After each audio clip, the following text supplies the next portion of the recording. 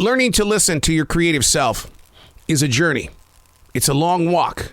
Sometimes you understand it. Other days you want to take it on. You want to fight with it. You want to bury it. And then there are those moments of victory where you go, man, today I happen to like myself. Building up a relationship with that creative voice inside of you. It really does take time, and just trust it.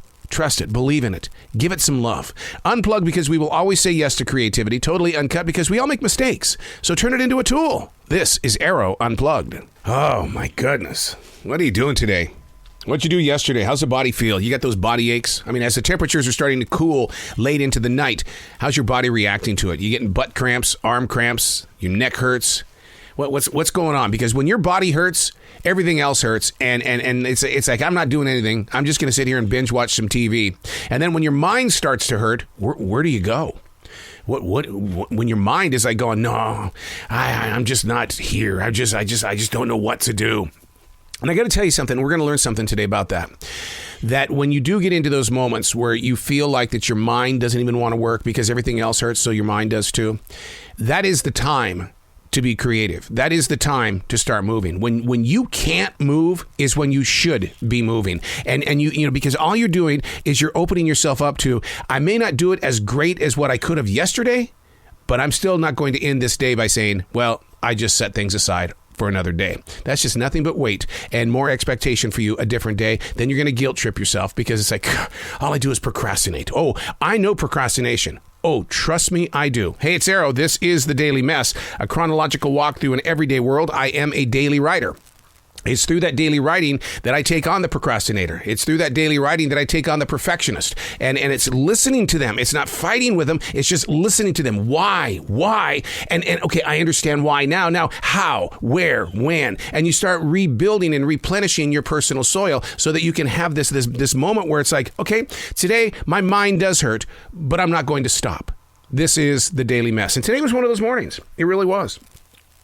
When the mind's eye can't find the subject, the entire body must then decide if all that's being said is no different than tossing your body forward and you're forced to catch your balance. I got to breathe after that one because that's what I faced this morning.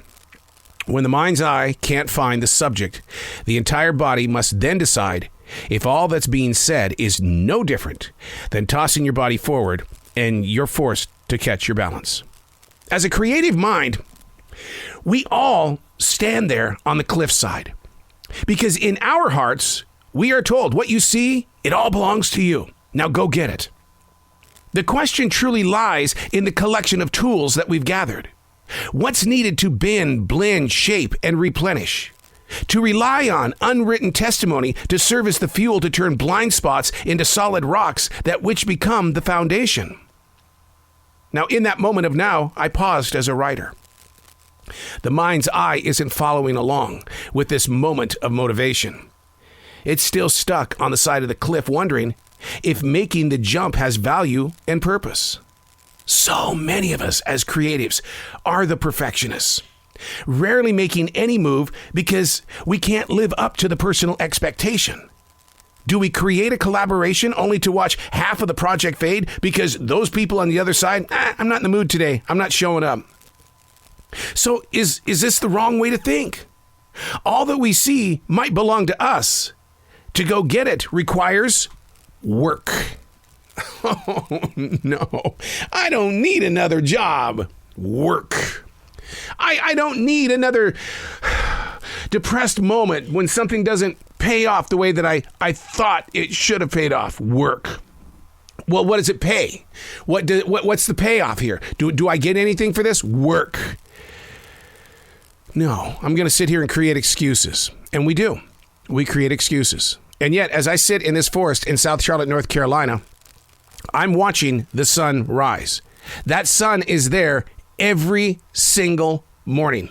And it tells my creative self, look, here's the rebirth. Here's your opportunity to take what maybe you messed up yesterday and do it a little bit better, to get better.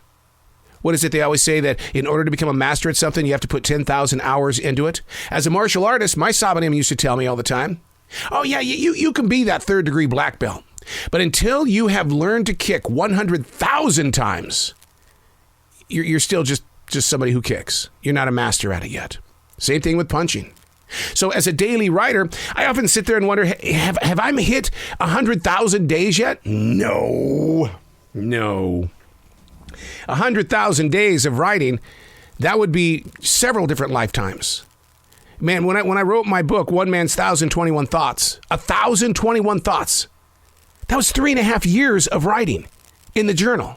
3.5 years, 1,021 thoughts. When the mind's eye can't find the subject, the entire body must then decide if all that's been said is no different than tossing your body forward and you're forced to catch your balance. And then I wrap it up by saying, you have to work. Do it. Jump. You're on the cliffside. Jump. If what you see belongs to thee, then you've got to go get it. You can't stand there and say, it all belongs to me. I once did that. When I first moved into this forest in 1992, I said, this I love this forest. I have this relationship with these trees. I love everything about it. But you know what was missing? The wildlife. I had trees. They were green. A lot of them had acid rain scars. And yet the forest floor didn't look good. But it's mine. It's mine. So by 1997, I thought I've got to participate with this forest because it's not mine. I'm part of it. So we replenished the forest with 1,700 trees. The wildlife came. I have deer outside the studio window every morning, a 6-point buck every morning. He looks at me like going, I'm going to take you on, buddy. I'm going to kick your ass before this day is over. And I'm sure he will. But right now, there's just solitude and peace, understanding, love. Now, where are you walking?